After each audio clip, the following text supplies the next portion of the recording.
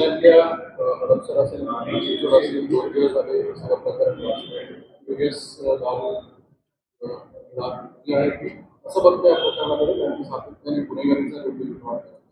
एकतर पुणे हे शिक्षणाचं माहेरघर होतं. आज ते मी एक खूप जड अंतकरणाने म्हणते की हे महाराष्ट्राचं क्राईम कॅपिटल झालं.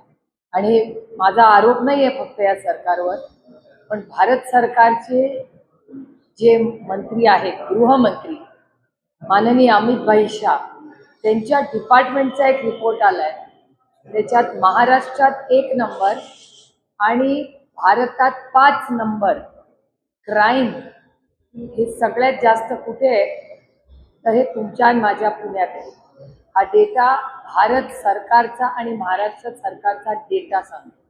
आणि याच्यातून पुन्हा मी अतिशय विनम्रपणे महाराष्ट्राच्या माननीय मुख्यमंत्र्यांना विनंती करते की पुण्यामध्ये गृह खाते हे 100% अपयशी आहे. इथे माननीय मुख्यमंत्र्यांनी स्ट्रॉंग ॲक्शन घेऊन इथे जे कारभारी आहेत, जे पुण्यामधलं कारभार बघतात गृहमंत्र्यांचा, त्यांना सुट्टीवर पाठवण्याची गरज आहे. त्यांना म्हणजे कोणाला, पोलीस आयुक्तांना की कोणाला? कारभार कोण पाहतं? हे बघा, कारभार कोण पाहतं या शहराचा? जो गृहमंत्रालयाचा इन्चार्ज असेल त्याला सक्तीच्या सुट्टीवर जाण्याची गरज आहे. ही गोष्ट मी वारंवार मागणी करते. याचं कारण असं, data speaks louder than words. महाराष्ट्रामध्ये पुणे 1 नंबरला आहे. आज सगळ्या प्रकारच्या गुन्हेगारी काहीच ठेवलं नाही पुण्यामध्ये. कोयता गँग कोण कुठल्या तरी एका ब्रिजवरनं ढकलून कुणाचं तरी हत्या करते. कालचं ती भयानक परिस्थिती दारूची, त्याच्यानंतर महिलांची सुरक्षितता, बालकांची सुरक्षितता. अहो जरा पुण्याच्या बाहेरच्या गावांमध्ये जाऊन बघा, खडकवासल्याच्या आजूबाजू तिथे रोज संध्याकाळी कोयता गँग मोकाट फिरतीये. काय करतंय पुण्याचं पोलीस प्रशासन? आणि मी पूर्ण प्रशासनाला कधीच जबाबदारी धरत नाही, तर कारण माझा महाराष्ट्राच्या पोलिसांवर पूर्ण विश्वास आणि त्यांचा सार्थ अभिमान आहे. पण त्याची मूठ बांधणारा जो पुण्याचा कारभारी आहे, त्या कारभार्याला सक्तीच्या रजेवर पाठवण्याची वेळ आलेली आहे. नाही, ती ऑलरेडी गेली आहे. तरी मी ही शेवटची विनम्र विनंती करते महाराष्ट्राच्या माननीय मुख्यमंत्र्यांना, नाहीतर आम्हाला आंदोलन करावं लागेल. आयुक्तांना रजेवर पाठवा असं म्हणतात. नाही, सक्तीची, रजेवर नाही, सक्ती.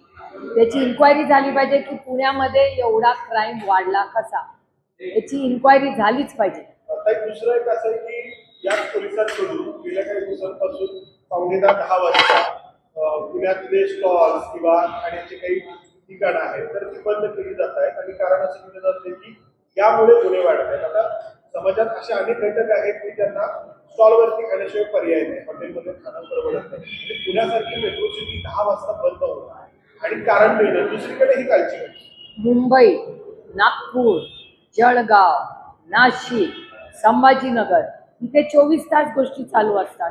मग तिथे कशी पोलीस यंत्रणा चालते, पुण्यातच कशी नाही चालत? आणि पुण्यामध्ये आज शिक्षणाचे क्लासेस असतील, डॉक्टर्स असतात, एवढं कन्स्ट्रक्शन इन्फ्रास्ट्रक्चरचं चाललंय. मग या लोकांनी जेवायचं कुठे? जर 10 वाजता तुम्ही सगळं बंद केलं, गरीब कष्ट करणाऱ्यांनी, अहो तुमचे कॅमेरामॅन 10 वाजता घरी जातात का विचारा. मग पत्रकारांनी काय करायचं?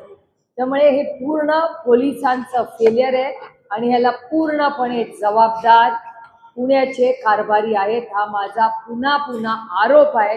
याचं कारण असं, आम्ही अतिशय त्यांच्या बाबतीत सहनशील राहिलेलो आहोत. विनम्र विनंती करून झाल्या, पत्र करून झालं, ट्विट करून झालं, मुख्यमंत्र्यांना सांगून झालं. पण पुण्यामधला क्राईम वाढतोय आणि मी म्हणत नाहीये पुण्यातला क्राईम वाढतोय. आता डेटा चॅनल्सवर दिसतोच, पण देशाचे गृहमंत्र्यांचा रिपोर्ट सांगतोय की पुण्यात क्राईम वाढतोय. काही पुणे जिल्ह्याचे पालकमंत्री आहेत ते यामध्ये कुठे बदल पडतायत, लोकांना काय त्यांच्याकडून काय मागणार? मी माननीय मुख्यमंत्र्यांकडे मागणी करते, या राज्याच्या पालकमंत्र्यांनी अर्थातच ह्याच्यात लक्ष घातलंच असेल. मला असं वाटतं पालकमंत्री तुम्हाला भेटत असतील, मी पालकमंत्र्यांना प्रश्न केला पाहिजे ना.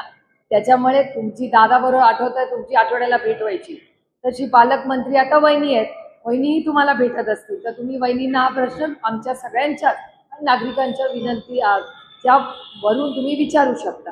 पण गृह मंत्रालय हे माननीय मुख्यमंत्र्यांकडे, त्याच्यामुळे आमच्या माननीय मुख्यमंत्र्यांकडून अपेक्षा आहेत. जेव्हा तुम्हाला आठवत असेल भोरमध्ये घटना झाली, त्या लहान मुलीची हत्या झाली, तेव्हा माननीय मुख्यमंत्र्यांनी आम्हाला शब्द दिला आणि आम्ही माननीय मुख्यमंत्र्यांवर विश्वास ठेवला. तेव्हा आम्ही कुठलंही राजकारण त्याच्यात केलं नाही. अतिशय समंजसपणाने सगळ्यांनी माणुसकी दाखवली आणि भोरच्या प्रकरणात मुख्यमंत्र्यांनी शब्द दिला की आम्ही फास्ट ट्रॅक कोर्ट करून त्या व्यक्तीला फाशी देऊ. आम्ही विश्वास ठेवला. त्या नराधमाला फाशी देणार हा शब्द दिल्यावर महाराष्ट्राच्या मुख्यमंत्र्यांवर आम्ही विश्वास ठेवला.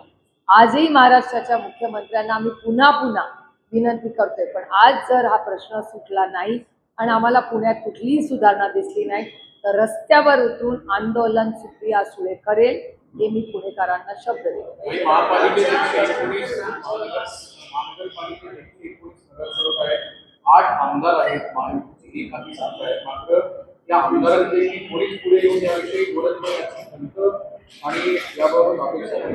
मी तुम्हाला खरं सांगू, माझ्या त्यांच्याकडून काही अपेक्षाच नाही. आपण आपलं कर्तव्य एक मताने पुणे शहरामध्ये भारतीय जनता पक्षाला एवढी मोठी साथ पुणेकरांनी दिली. मला ह्याच्यात राजकारण आणायचं नव्हतं, तुम्ही प्रश्न विचारला म्हणून सांगितलं की मला भारतीय जनता पक्षावर टीका करायला मी बसलेच नाहीये. मी पुणेकरांना न्याय मिळवण्यासाठी बसलेले आहे आणि तो जर सत्तेमधले भारतीय जनता पक्ष आणि मित्र पक्ष देणार नसतील तर त्याच्या विरोधात लढण्यासाठी सुप्रिया सुळे हजर आहे. काही जवळपास 22 अधिकारी पुणे पोलीस पोलिसांनी असे 22 अधिकारी डेलिव्हरी झाले. काल एका दिवसात जिल्ह्याभरात 55 ठिकाणी एक्साईजने कारवाई केली आहे. अनेक दारू जप्त केले आहेत. हे दुरुस्त असं वाटतं तुम्हाला की सरकारला विलंब झाला सगळं कारवाई करण्यास? हे सरकारचं अपयश आहे. तुम्ही मला सांगताय की हे बळी गेल्याशिवाय महाराष्ट्र सरकारला माहिती नव्हती ही गोष्ट चालली आहे.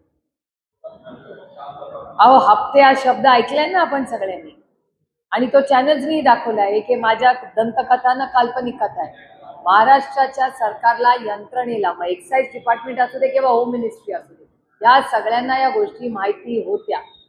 पत्रकारांना कळतात पण सरकारला कळत नाही. मग काय करायचं आहे सरकार 200 आमदारांचं? जर पत्रकारांना जास्ती माहिती असेल तर मग गृह मंत्रालय काय करतं या राज्याचं? अतिशय भयानक आणि अपयश एक्साईज डिपार्टमेंट आणि गृह मंत्रालयाचं काल पुणे शहरात आपण सगळ्यांनी पाहिलेलं आहे.